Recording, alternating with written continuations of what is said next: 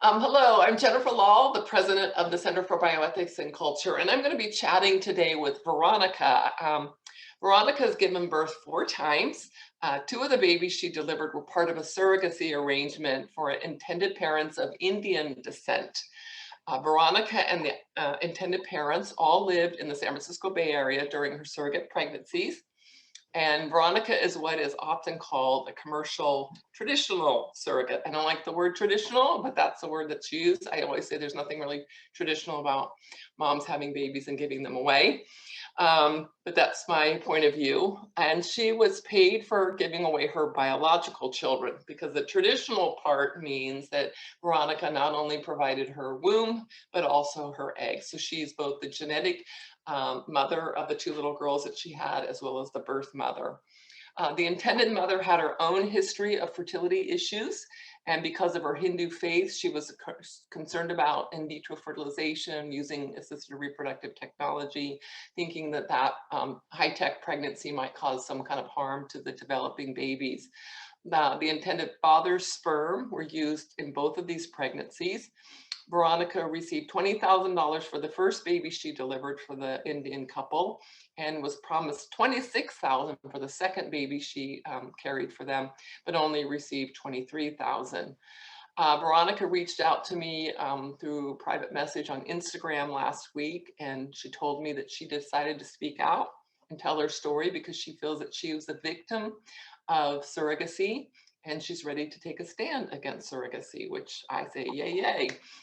So Veronica, thank you so much for joining me today and talking with me. I know because I've worked with many women who were egg donors, egg sellers, or surrogates, and it's painful to sometimes talk about your story. So I'm just really grateful that you're brave and courageous for doing this. And again, we're protecting you by calling you Veronica. So hope when I say Veronica, you remember, oh yes, she's asking me, like, who's Veronica?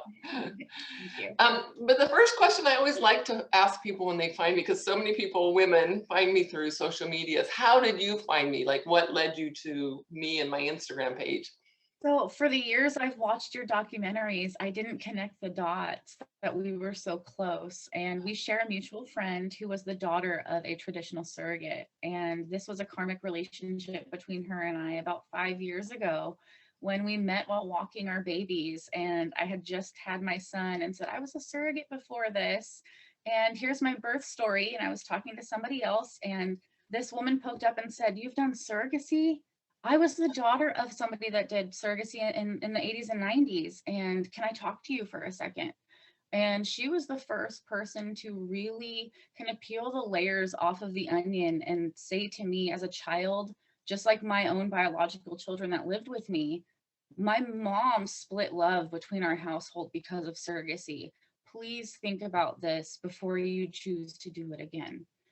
And that kind of set the baseline for understanding that this was a commercial practice and not this beauty that it was really colored for me to believe it was. Yeah, so she actually said, do you know Jennifer Lahl, or did she? Yeah, she Okay. said, have you seen her movies? And I said, I basically popped your name into Google and I was like, oh my God, I've seen all of them. Yeah. And Yay. Well, I that's sat there great. crying. And Right. there's other That's people. why we make movies. Yeah. You found me.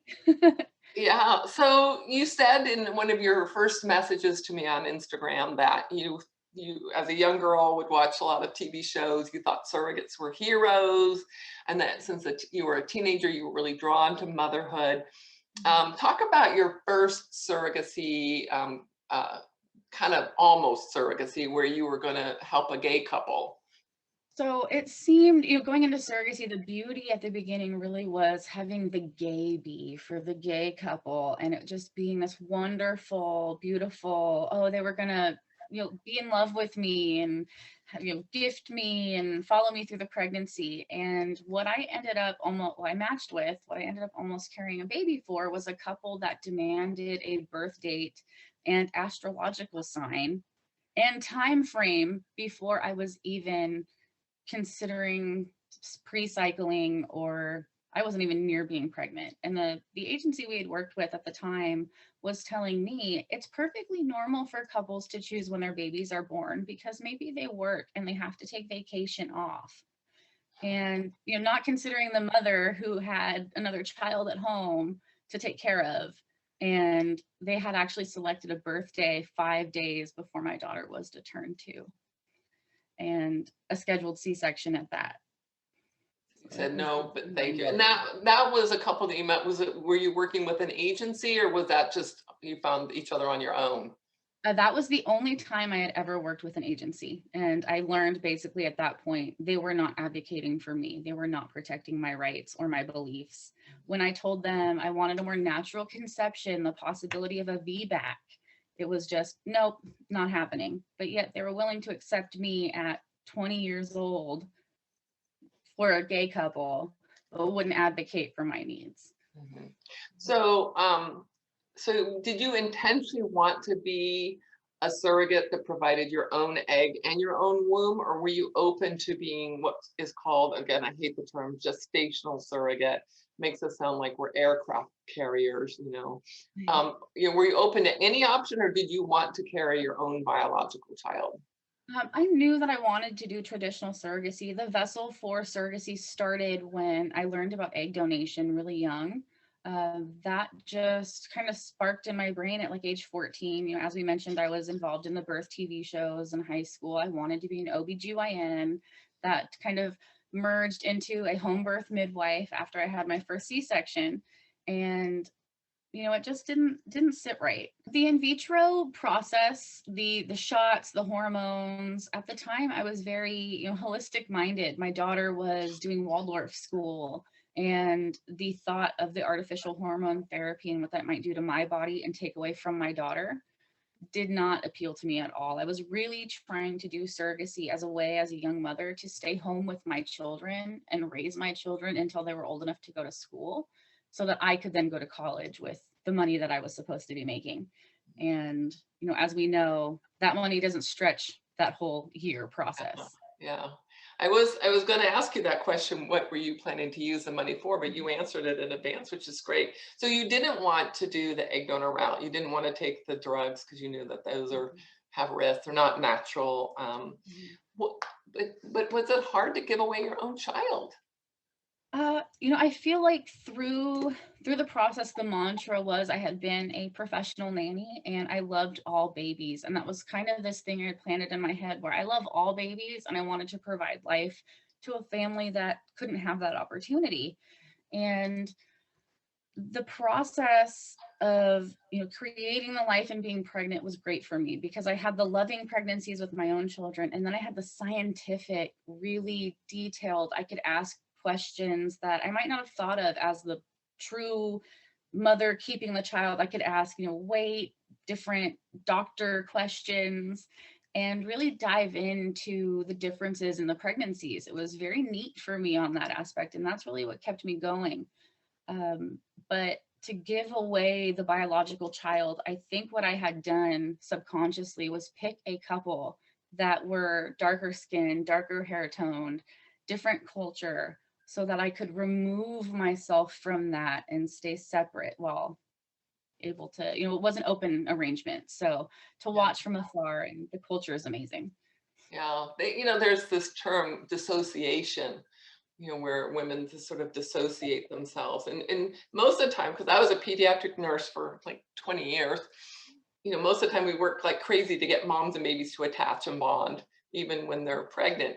But in surrogacy, a lot of times you see this dissociation. I'm just doing a job. I'm just the babysitter, the 9-month babysitter. Mhm. All right. So you, through a forum, you met the Indian couple Correct. that was looking for a surrogate. And so just talk about how quickly you sort of connected and said, yeah, this is going to work for all of us. We're all on the same page. So we first spoke in, let's see, June of, oh geez, 2010, I believe, and 2011, possibly 2010. And we had talked on the phone. We did some, chats on Google through email. It was the first couple that had really been open for the more holistic conception, the Deepak Chopra, like the, what is it? Uh, Beginnings, it just, it made sense for me to match with somebody that was going to value the pregnancy from the moment we knew we were going to have a pregnancy. So conception, even if it didn't happen, they were taking care of me through cycling, and we actually had babies the first time, each time. But their culture really prizes the babies. And so having removed the little pretty white girl out of the scenario, the babies that were born looked a lot like their father, not like my blonde, blue-eyed, pink babies that were born. It was a clear difference for me. And I was able to actually nurse colostrum both times. And each and every time I was basically begging medical staff and my midwife, please bring the mother here. These babies need their mom. And doctors who had seen other surrogates clearly were telling me, you need this time for you. No. And so a lot of the first moments of life with my surrogate daughters were spent arguing with medical staff and my own midwife, please get the mom here. My job is done. And, you know, it's kind of stressful to think back on that, but I was disassociating and disconnecting. Yeah. So during leading up to and during the first pregnancy, everything went well. Did you have did you physically get together with the intended parents, or did you just keep in touch online with messaging? Yes. So we met, sorry to cut you off. We met quite a few times. We talked on the phone, and the mother and I, from the moment we heard each other's voices, knew we would be together for life. And in so many ways, I feel like she is the reason why I am able to speak with you today. I am strong enough because she's here for me. We spoke for about 4.5 months before we decided, okay, let's do this. And you know what, let's try the home insemination route. It's cheaper.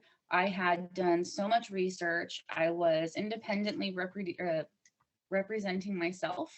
So I was also doing the contract writing at 21 and representing myself in court. They then hired, you know, their own attorney like we do. But in the process of this surrogacy, the father was actually the one that spent most of the time at doctor visits and meeting with me, even though the mother spent more time on the phone. Come to find out, the mother was the one working overtime, and the father was just invested in kind of just the process. Now we know with what has happened, the red flags. Well, we'll get to that. But it was Yeah. interesting. You told me that they had an arranged marriage, that they'd known each other since they were, you know, young children in India. But they were in arranged marriage, and that they never ever consummated their marriage. I found that to be odd. Did they interact together as loving husband and wife, or were they more like business partners, or more like friends? They were very close, and they worked in the same industries. When we were doing the home inseminations, I kind of had to explain the process. You know, a climax after will increase the chances of a pregnancy. So basically, I thought it was a, you know, language barrier. They speak English perfectly, so it was weird that they didn't understand orgasm, climax, and I had to basically explain what that meant.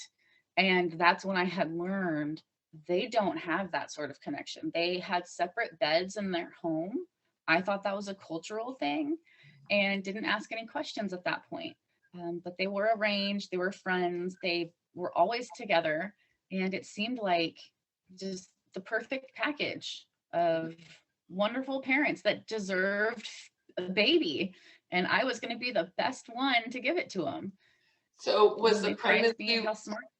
was the pregnancy without complications, or did you have, compared to your own, you know, your first daughter, your own child that you kept versus this own child, which was through this man's sperm, was it a different pregnancy or complicated, or?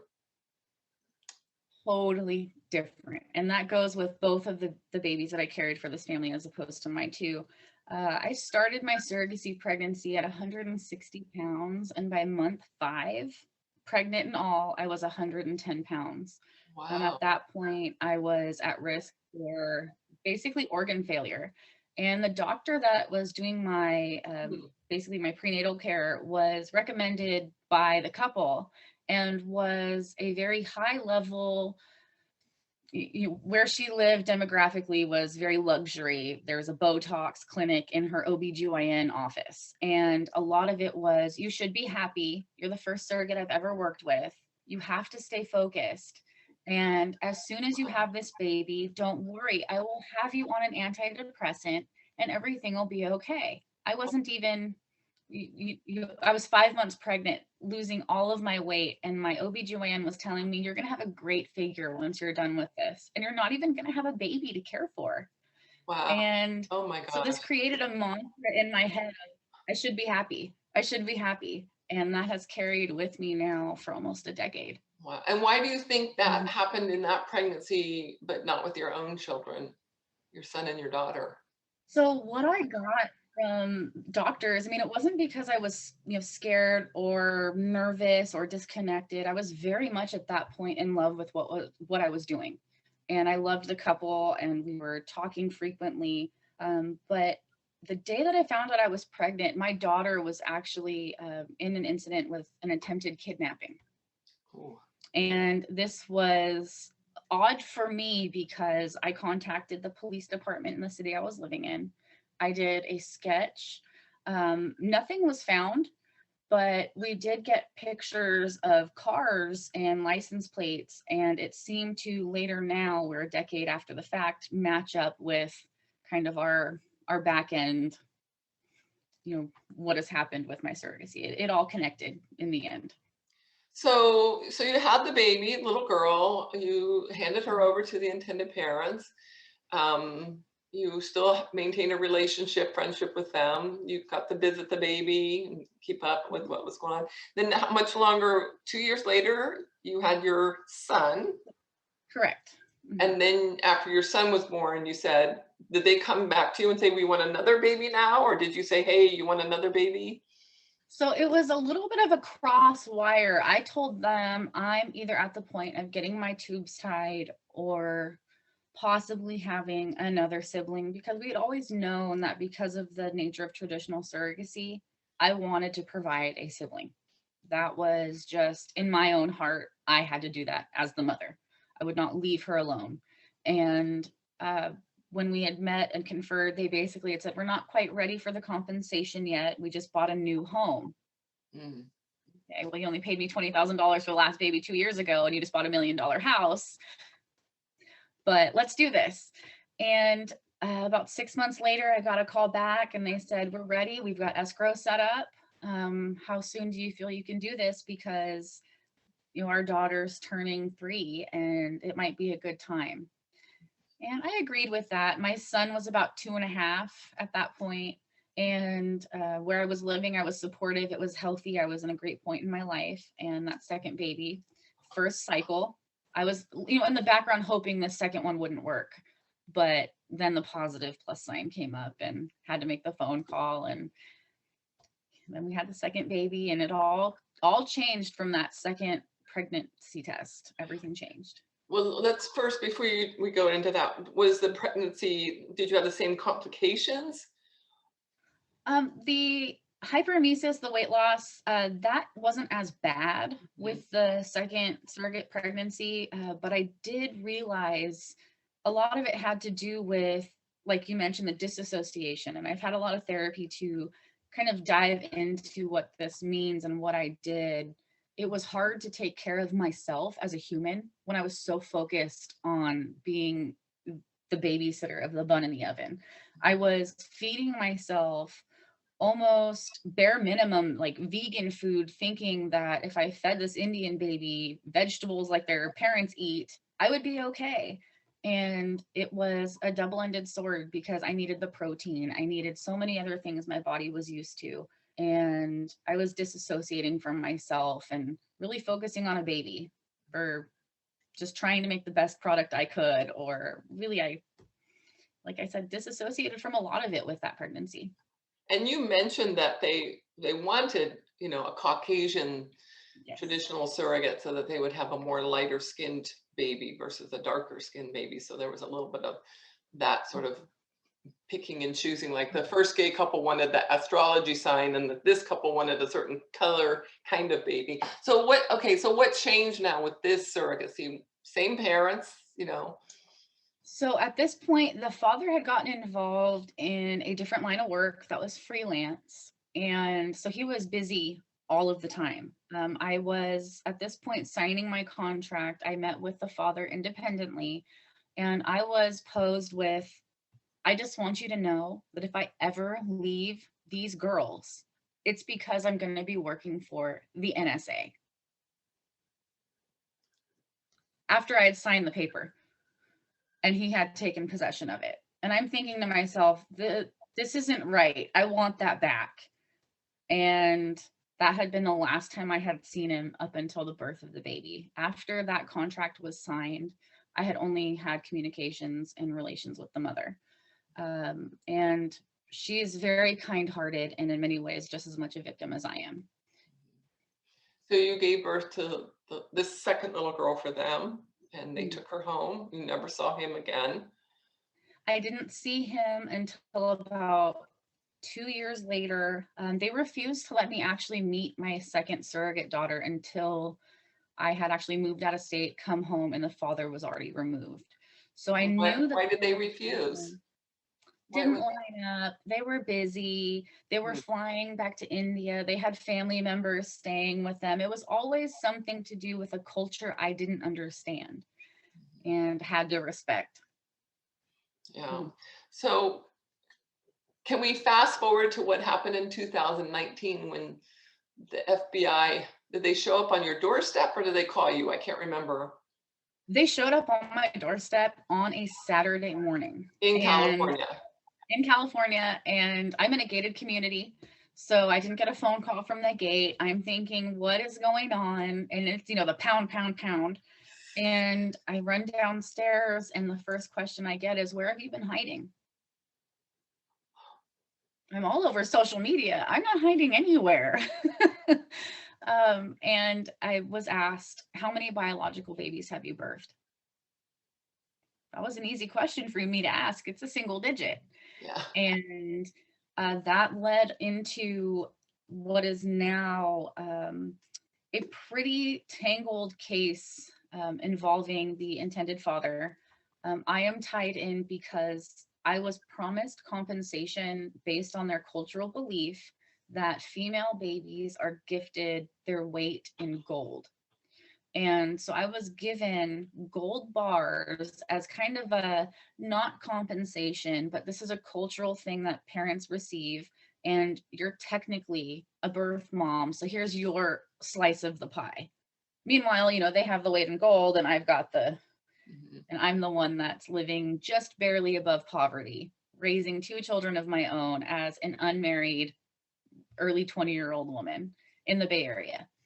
So it seemed, to me like, oh my gosh, I finally have college for my children, what I wanted to do with, the money that I got for my own compensation for myself that never was able and never was enough to pay for college, period. That's a joke. So So connect the this with the FBI saying, how many children have you had? And so that happened to be because the first baby was born and we were denied the pre-birth order in California, which is why everyone comes to California anyway to do this type of surrogacy. So in the courtroom setting, I was 5 days away from my C-section that was scheduled, and the judge looked at me. He was openly Catholic. He was able to describe this from his bench and said, I do not believe that I have the authority to sign a pre-birth order. You are a 21-year-old female. This is a couple that I feel like you don't have any investment in. I will not approve a pre-birth order. I don't mind that you're already pregnant with this baby. That baby is your biological child. I'm not signing this, but you can return on such and such date if you choose. And he had scheduled it for, knowing my C-section date, 3 days after my surgery. let me explain to people who are listening that maybe don't understand the pre-birth order and what that means, because a lot of people will kind of go, I don't understand that. So unlike in adoption, when a mother gives birth, she cannot waive or sign away her maternal rights until after that child has been born. In surrogacy, which you said, which is why people love to come to California, surrogates can sign away their maternal rights before they're even pregnant as a surrogate, or anytime during that pregnancy. So the severing, termination of maternal rights happens before the birth of the child. So this, in this case, I would say, bravo, judge, for him saying, here's a young 20-something-year-old low-income woman who maybe doesn't really understand the full ramifications of what she's about to do, and I'm not gonna let this happen. So okay, so carry on with the FBI story, Yes, the yes. connection. So FBI basically said to me, well, we've got records of you having registered bars, gold bars that are connected with this man we currently have in custody. I had no idea where the father had been at this point. It had been a couple of years, and I had mourned and grieved the loss of my daughters. I was not in contact with them for about 2 years. And it was surprising to see them show up because I was still contacting the mother at this point. So her and I were meeting, and she was just not telling me what had happened. She said, oh, the father had an affair. Well, that didn't make sense to me when he had to pay all of this money to just have babies and then just boom, have an affair. So red flag. When the FBI came to connect those gold bars, they had said that the bars were possibly connected with human trafficking, and that was basically the currency for humans. It's gold. And how did I get that if I wasn't involved? So they wanted me to backtrack, 10 years of a man's life when all I did was home income, give baby. What that did was cause, emotional turmoil. I found out that he was arrested having an affair with a minor in a different state, and had, once arrested, plotted to kidnap and kill this minor. In that connection, He kidnapped and killed a minor? he plotted from jail before his sentencing to kidnap and kill the minor before she was able to provide a statement. And you also told me that the FBI had this birth certificate that had your name on it from the little girl that you gave birth to was photocopied 50 times with other children's names on it. Correct. And his father. And he had been working, like I had mentioned, this freelance industry all of the sudden, and was flying all over the United States and working as, in securities. It was likely to travel. That made sense. But the money he was bringing home and the money that he was funneling and hiding wasn't adding up to the mother. And she was so busy with these babies, and culturally, the moms and grandparents, it's their job. The dads are, disconnected, and it is what it is. And I read the order because you sent me the link to the report on what this gentleman did. And he was also, it sounded like, involved in filming sexual acts with minors. So there was not only just trafficking, but child pornography as well. And so he's now serving life sentence in a different state, not in California. And you are now reunited with the mother, even though she's in India now. She's no longer in California. She's just currently there for visiting. Her mother, the whole family is so supportive of her and the girls, especially now that the father's gone. A grandparent will come out for 6 months, and then the next grandparent will trade off. And because of coronavirus, her mother was basically trapped in the United States. And thankfully, by connections of family, we have some diplomats in the Middle East and in Asia. And we were able to get her some reprieve by sending her home with her mom. And I get pictures every day because my biggest fear is taking my daughters into a country I cannot get into. And being able to speak with the intended mother about, these are my babies. She's not offended at that at all. Like, I was so apprehensive at that.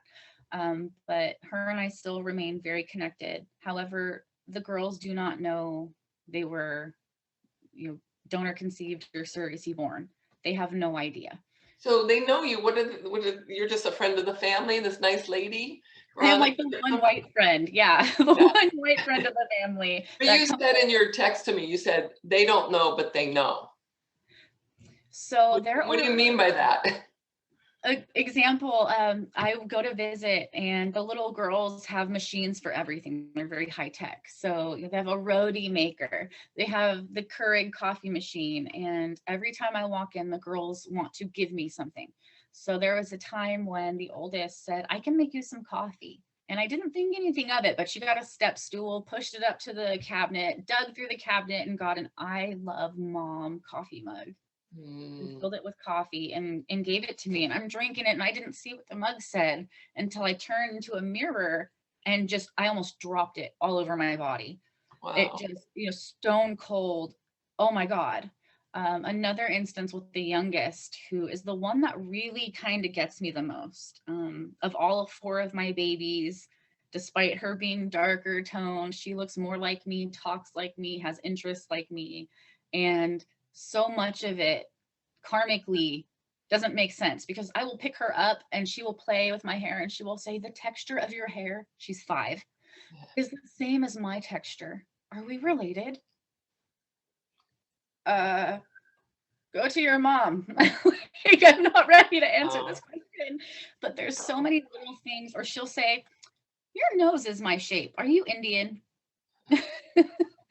Yeah, And well, you sent me a picture of all four of them, all four of your children, and I thought immediately the youngest surrogate daughter and your son, oh I yeah. through the eyes, I thought there was a similarity there. So, and do your children that live with you, do Mhm. they know that those are, so your children know, Yes. you know, everybody knows. So yeah, That's and the and that was goal. like in our film Anonymous Father's Day, the children get now grown up born of anonymous sperm or egg donation. A lot of times they know, even though Mhm. nobody's being honest and they're told And to. I also have thought, because they do remain in contact with their father through phone calls, and knowing how insidious and how smart and calculated he has been in the past, I have considered maybe he has told them in a phone call.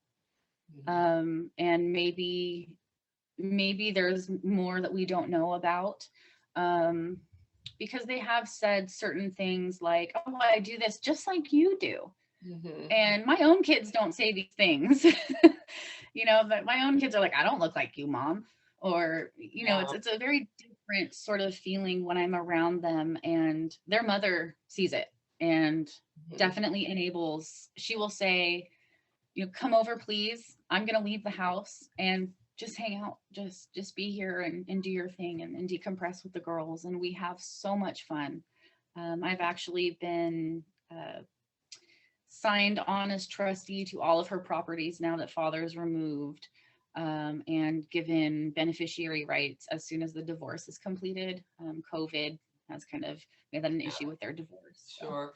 Well, what's interesting to me is so many times I hear in the surrogacy debate about the need to do background checks on intended parents and make sure that and all of this happened after you'd already given birth to the babies. Up until then, they could have background checked this guy and he could have had a stellar, impeccable record Yeah. of just some guy working in the Silicon Valley in technology.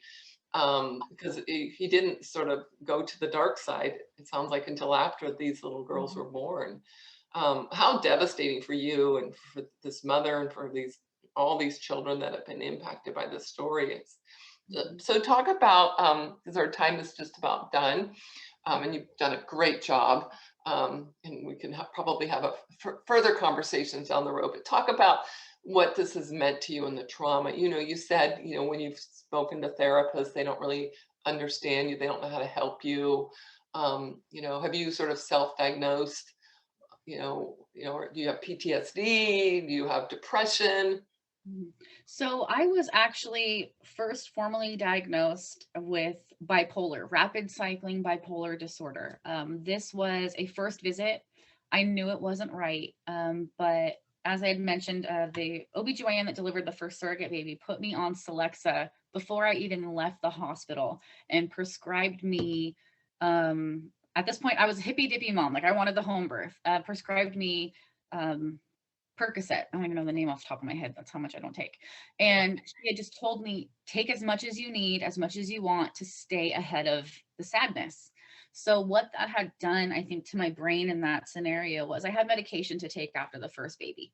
The second baby was a home birth. And my midwife, bless her heart, was coloring this as a beautiful thing. Stay positive, keep rolling the ball, go forward. But what had happened in that was the mantra of, I should be happy. I did not have a community to be happy with. I couldn't celebrate as a mother that gave a baby up for adoption and created a life to give away, and it was totally golden. But yet I wasn't the proud surrogate that was most likely a gestational carrier without the egg donation. I've been kicked out of groups for being a traditional surrogate that now co-parents their babies. So I'm not quite anybody. I'm just in the middle. And as far as therapy goes, my best bet that I had found, 8 years after the fact, I have been working with doctors who are Hindu, and they understand and can kind of fill those gaps between the two cultures for me, and really color it in the way that, these babies with they're now grown a little bit more, but the girls are supported and loved. And as long as they're with their family, you don't have to worry about them. Right now, we are focusing on you, building you. That rapid cycling bipolar disorder was pulled off of my chart, and I was diagnosed with severe CPTSD and social anxiety. For about 3.5 years, I would vomit and mess my pants if I saw a pregnant mother while grocery shopping. I could not take my own children outside of my house because I felt inadequate with only two of my four.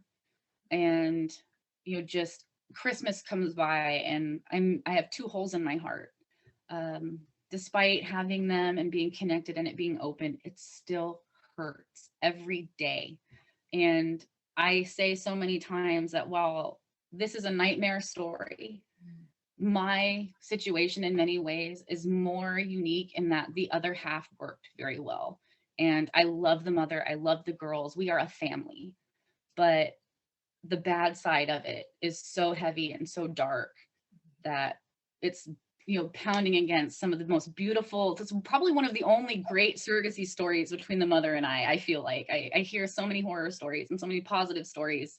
What the mom has done for me goes beyond what anybody in this industry should have ever expected. And I know for a fact I am safe, I am cared for, I am loved. But my hiccup now is that the girls don't know where they came from. And until that point is met, I likely will not have a recovery. Yeah. And so you did tell me you want to stand against surrogacy, all surrogacy, some surrogacy, traditional surrogacy. I have actually considered through this, because I did have a hysterectomy as a result of a birth injury with the last baby. And I have met a new man. I am married with somebody else, and him and I don't have children together. And so I had to have a hysterectomy, and I considered for a blip, well, I want a biological child and I still have my ovaries. I'm going to hire a surrogate. As soon as those words left my mouth, it was just, I will never do that to a woman. I can't do that to a baby. And then the second question was adoption. And my husband's like, the teen moms. And I was thinking to him, no, that's not, no. I would do a post-birth arrangement and I would keep it open, very open. And if I did anything with anyone that was of a younger age demographic, I would mother both, because I knew even at 21 when I made that decision that I was a baby and I did not know the implications. And I don't know what the rest of my life is going to look like. And it's not as beautiful as it was supposed to be. Not one day of this. So I don't want to give you any grief here, but I often say what you did was selling a baby and they bought a baby. Is that too harsh to say selling and buying? And that is 100% what that was. That was a business arrangement. And I'm lucky that the mother sees me as a human. The father did not. And he was the one that was in charge of the finances and the meeting me, connecting me with her, and his insidious nature. That is 100% what it is. It is commercial creation, and it is not okay. And it should not be an industry. It is killing women from the inside out. Well, that works for me. You're on my team now. You can be captain of the team. So we will definitely want to follow this case. I'm really glad that this gentleman was caught. I'm glad he is serving life in prison. I'm hoping that the FBI will uncover all the dirtiness behind this industry. the things that I suspect are going on are coming to light, that they are actually, we know that women are harmed, we know that this harms children, and we now know that it's a tangled web of trafficking and, heinous, as you said, heinous crimes. So I'm sure once we air this, there'll be questions. And if you're game, maybe we'll have a second conversation online, and maybe we can answer some of the questions that people will have after they listen to this. And just thank you so much for being with me and telling me your story today. Thank you. And I'm more than happy to continue this and answer questions. I do want to address very quickly, because we asked about me, we didn't really talk about the girls in this. And the oldest one struggles with a lot of social anxiety, just like I do. And the youngest one, who now just turned 6, is basically diagnosed with anorexia eating disorder. Both of them were forced to do forensics, and just like my own daughter was, because of our involvement. So it didn't just affect me. The babies are also growing up to be girls that are just as fragile as the woman that birthed them. Mhm. Yeah, I mean, just the unintended consequences that you just can't imagine when you just start out to help somebody have a baby, help somebody build a family, and then you realize how many lives have been broken and shattered along the way. I am thankful that this particular intended mother, that that she seems to be an incredibly decent human being, and she probably wakes up every day thinking, how did I end up with this nightmare of a man? But We text every morning, and I do want to thank you too for this platform and being able to give me somewhere where I am safe to speak. I have tried for 8 years, and I didn't realize that we live 20 minutes away from each I other. know, isn't that funny? Isn't that funny? Well, we're in California, the wild, wild west, where this kind of stuff happens, and it's unfortunately celebrated that, you're just, yeah. So, all right. Well, thank you. Thank you for your time. Thank you so much.